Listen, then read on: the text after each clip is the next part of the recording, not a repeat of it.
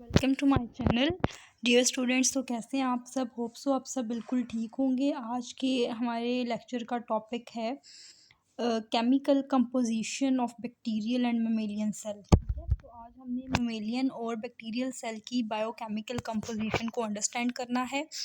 तो आइए देखते हैं। बैक्टीरियल सेल के अंदर वाटर की 70% अमाउंट होती है, ठीक है, और मेमेलियन सेल में वाटर जो है वो 17% होता है। बैक्टीरियल सेल में प्रोटीन की कंपोजिशन है 15% और मेमेलियन सेल में है 18%।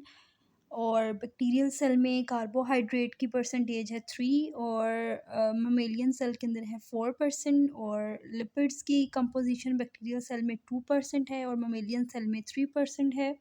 डीएनए जो है बैक्टीरियल सेल में वो 1% है और मेमेलियन सेल में 0.25% है। उसके अलावा आरएनए जो है वो बैक्टीरियल सेल का 6% बनाता है और मेमेलियन सेल का 1.1%। उसके अलावा other organic molecules like enzymes, hormones और मेटाबोलाइट्स जो हैं वो बैक्टीरियल सेल के अंदर 2% हैं और मेमेलियन सेल के अंदर भी 2% है।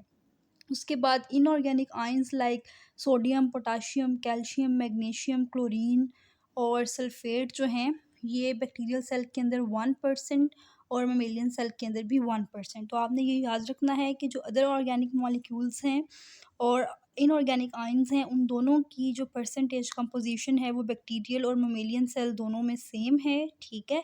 और बाकी जो RNA, DNA, lipids, carbohydrates, proteins और वाटर की परसेंटेजेस हैं वो बैक्टीरियल सेल और मेमेलियन सेल में डिफरेंट है, ठीक है। तो होप सो आपको समझ आ गई होगी। अपना ख्याल रखिएगा और अल्लाह हाफ़िज़।